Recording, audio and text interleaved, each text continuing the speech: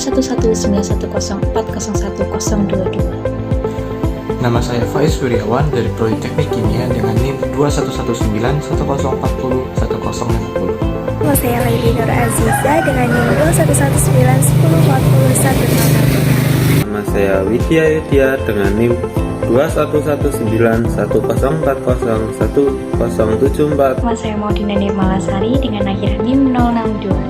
Nama saya Ani Rizka Sari dengan NIM 2119104011017. Nama saya Muhammad Riki Matidalabi dari kelompok 2 Silikon. Nama saya Dahti Wulandari dengan NIM akhir 098.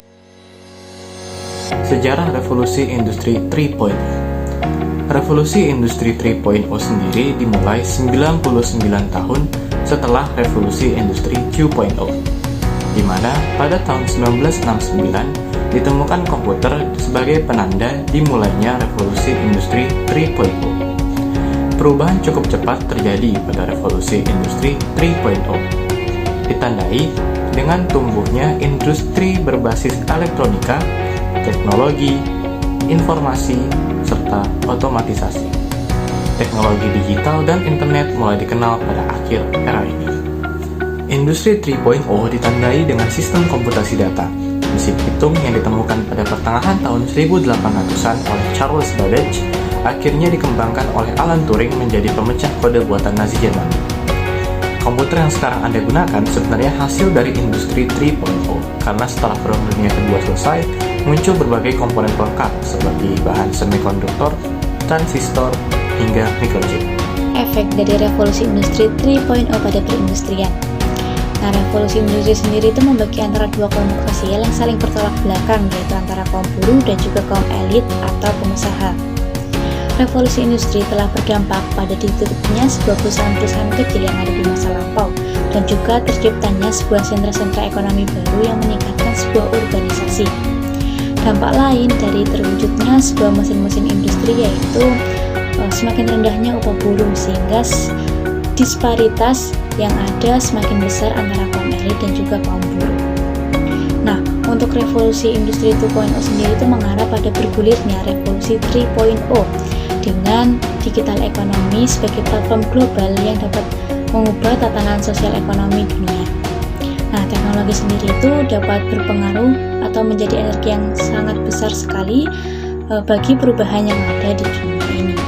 Dampak revolusi industri 3.0 bagi manusia. Nah, ngomong-ngomong soal dampak nih, pasti ada kelebihan dan kekurangan. Nah, kelebihannya, tenaga kerja digantikan oleh robot dan pasti memiliki waktu yang efisien, tidak memerlukan biaya yang lebih karena sudah diatur oleh server atau programming IT. Nah, kekurangannya, SDM digantikan oleh robot. Manusia telah kehilangan pekerjaannya. Revolusi industri 4.0. Apa sih industri 4.0 itu? Revolusi industri ini tuh menggabungkan teknologi otomatisasi dengan teknologi cyber, teman-teman. Nah, uniknya di sini tuh merupakan tren otomatisasi dan pertukaran data dalam teknologi manufaktur. Nah, pada era ini industri mulai menyentuh dunia virtual. Dunia virtual ini yang mungkin sudah dirasakan oleh para remaja generasi Z seperti kita. Selanjutnya, industri ini tuh berbentuk konektivitas manusia dan mesin dan data, dan semua sudah ada di mana-mana. Unik banget dong, teman-teman. Nah, untuk istilah ini dikenal dengan Internet of Things. Mungkin teman-teman sudah tidak asing dengan internet, ya kan teman-teman? Nah, apa aja yang berbasis internet itu sangat memudahkan generasi kita, bahkan bukan dari generasi kita juga sih, mungkin dari para kalangan dewasa di atas kita itu juga sangat memudahkan. Dampak revolusi industri 4.0 terhadap industrian di Indonesia. Yang pertama, ada peningkatan daya saing. Dampak revolusi industri ini adalah meningkatkan daya saing global melalui kerjasama dan konfederasi perusahaan. Terlihat bahwa produk sekarang ini tidak lagi dibuat oleh seorang pekerja, melainkan oleh robot dan programmer. Yang kedua, ada peningkatan produktivitas dan pendapatan. Dampak revolusi ini adalah sebagai salah satu pendorong utama peningkatan pendapatan dan meningkatkan pertumbuhan PDB negara. Yang ketiga, ada pengembangan teknologi yang dipercepat. Maksudnya ialah menyediakan platform untuk dasar inovasi lebih lanjut dengan teknologi yang berkembang. Pengaruh revolusi industri 4.0 bagi manusia. Yang pertama yaitu dampak positif revolusi industri 4.0, yaitu terdapat banyak industri di kota-kota besar. Semakin berkembangnya bidang pendidikan sehingga masyarakat akan semakin terdidik.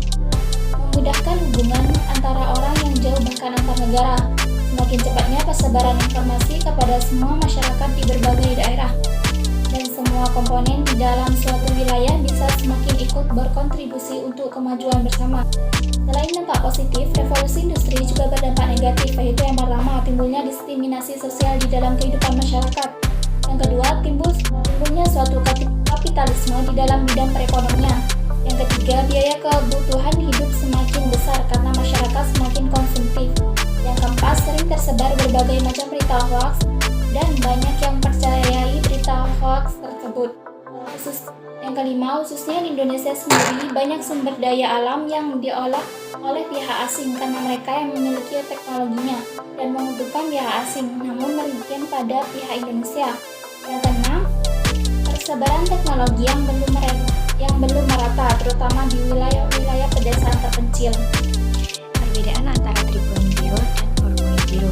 Pada era 3.0, komputer menjadi otaknya dan robot berupa mesin menjadi tangan-tangannya. Kemunculan komputer dan robot masih dapat dikatakan menjadi penolong manusia, bukan sebagai penggantinya.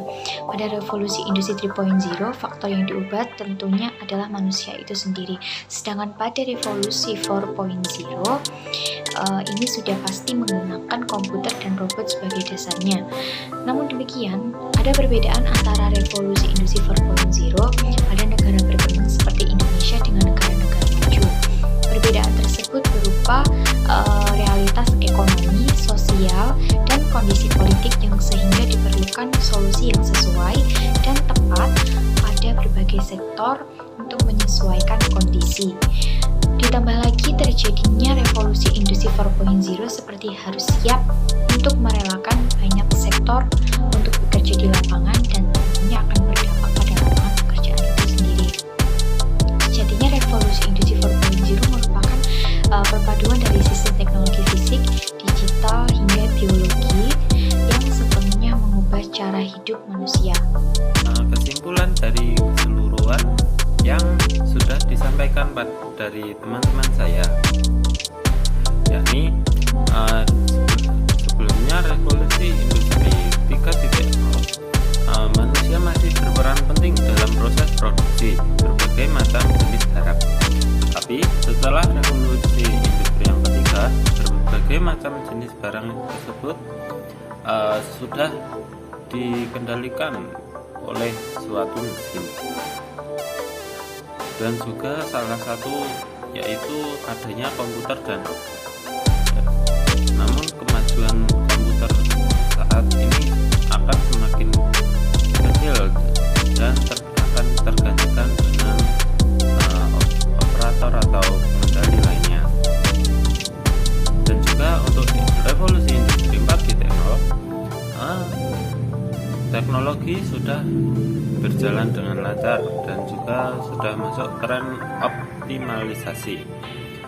Dan dalam hal ini revolusi industri 4.0 sudah menanamkan teknologi cerdas yang biasanya disebut AI.